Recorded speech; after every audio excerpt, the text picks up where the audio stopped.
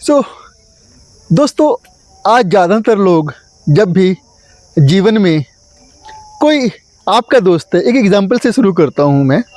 आप कुलीग हैं, 5, 7, 10 लोग इकट्ठे रहते हैं और अचानक से आपके किसी फ्रेंड की लॉटरी लग जाए और उसके पास मान लो 2 करोड़ रुपए आ जाते हैं।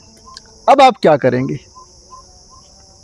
आप उससे अंदर ही अंदर जेलसी फील करना शुरू कर देंगे। या आपका कोई कुलीग है, उसको प्रमोशन मिल जाती है, तब आपके दिल के भीतर क्या होता है? नेचुरली जो फिनोमेना उठता है वो क्या होते हैं, हम अंदर ही अंदर उससे जलना शुरू कर देते हैं।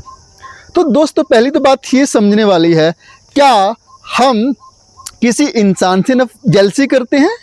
देखो, नफ़रत और जेलसी 2 बातें हैं। नफ़रत जो है दोस्तों, वो हम किसी इंसान से करते हैं, उसकी पर्सनैलिटी से करते हैं। जब किसी इंसान की पर्सनैलिटी, मान लो एक आतंकवादी है, उस आतंकवादी को हम क्या करेंगे? नफ़रत कर सकते हैं। कोई देशद्रोही है कि उसके पर्सनैलिटी से हम यहाँ पर नफ़रत कर रहे हैं। लेकिन जेलसी हमेशा किससे रहती है दोस्तों? जेलसी रहती है हमारी पर्टिकुलर अचीवमेंट से। आपका एक फ्रेंड था, वो आपसे सेम टाइम पे आपने जॉब शुरू की, लेकिन उसकी प्रमोशंस हो गई, आपके फ्रेंड की लॉटरी लग गई, अब आपका फ्रेंड करोड़पति हो गया। अब आप जेलसी किससे कर रहे हैं दोस्तों? करोड़ रुपए से, पैसे से। अब यहाँ हमें समझना होगा दोस्तों, जो हमारे living as well as non living things हैं, दोनों ही हमारी चीज़ों को समझती हैं। उनके भीतर इतनी समझ होती है, इतनी इंटेलिजेंस होती है कि वो सारी चीज़ों को समझती है। देखो, जब भी कोई स्टेज पर चढ़ता है तो स्टेज को नचकार कर, एक स्पीकर है, स्टेज को टच करता है, ठीक है। या जब हम कोई गाड़ी लेते हैं, नई गाड़ी, नई स्कूटी, जो भी आप व्हीकल ले रहे हो, उसकी पूजा करते हैं। इसका मतलब क्या है कि वो आपकी इंटेंसिटी को समझ रहे हैं। अब आप क्या करते हैं, जब आपके पास कोई फ्रेंड, कोई सर्कल में आपका तरक्की कर लेता है, बहुत सारा पैसा कमा लेता है, तो आप उससे जेलसी करना शुरू कर देते हैं। अब यहाँ पर दोस्तों, आपके जीवन में क्यों खुशहाली नहीं आती? क्यों पैसा आपके पास आएगा? जिस चीज़ को आप लाइक करेंगे वही चीज़ तो आपके जीवन में आएगी।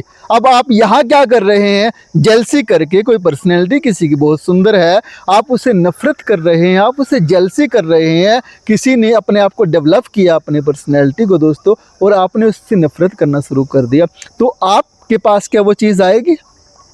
जब आप पैसे से जेलसी महसूस करते हो, पैसे को ये बात पता चलेगी, even living as well as non living चीज़ें दोनों ही अपनी एक इंटेलिजेंस रखते हैं, अपना एक उनका, जिसे हम कहें कि उनके पास एक अपनी समझ होती है, उनके पास एक अलग कॉन्शियसनेस होती है, जिससे वो चीज़ों को रिकॉग्नाइज करते हैं, ठीक है। एवन जो संत होते हैं वो तो कहते हैं ज़मीन पर भी बड़ी सॉफ्टली चलो, क्योंकि ज़मीन को भी फील करती है। ज़मीन भी जब नॉन लिविंग चीज़ें फील करती हैं, जब पैसा आपका फील करता है, और आप जब आपके दोस्त के पास पैसा आया है लेकिन आप उससे जेलसी कर रहे हैं, तो क्या लक्ष्मी माता आपके पास आएगी? हम लक्ष्मी को भी माता कहते हैं ना। अब आप बिहेव कैसा कर रहे हैं, यहाँ पर रिएक्शन कैसा दे रहे हैं?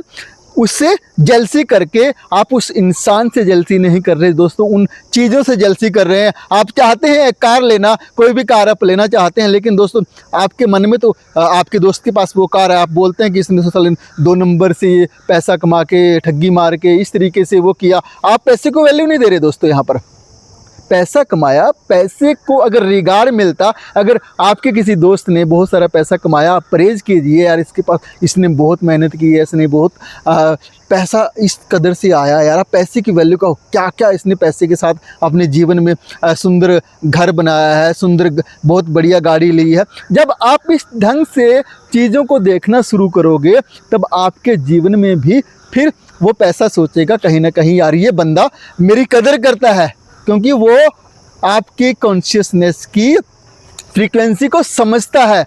तो दोस्तों, अगर आप भी अपने जीवन में कुछ बड़ा अचीव करना चाहते हैं तो जेलसी से बात नहीं बनेगी। हाँ, यहाँ आपको पर्टिकुलरली उस जो भी चीज़ आप लाइफ में अट्रैक्ट करना चाहते हैं, तब आपको उस चीज़ के प्रति सेंसिटिव होना पड़ेगा, उस चीज़ के प्रति रिगार्ड से भरना पड़ेगा। जब आप इस ढंग से सोचना शुरू करेंगे, इस ढंग से चीज़ों को देखना शुरू करेंगे, तब वो चीज़ें भी आपके जीवन में आकर्षित होती चली जाएंगी। लॉ ऑफ अट्रैक्शन यहाँ काम करेगा दोस्तों। लेकिन अगर आप अंदर ही अंदर उस चीज़ से नफरत करते हैं, हमें यहीं पर गड़बड़ हो जाती है। लॉ ऑफ अट्रैक्शन हमें सिखा दिया जाता है, लेकिन हम चीज़ों को मांगते रहते हैं, अंदर ही अंदर उनके प्रति नफरत से भरते चले जाते हैं। कैसे वो चीज़ें हमारे जीवन में आ सकती हैं फिर?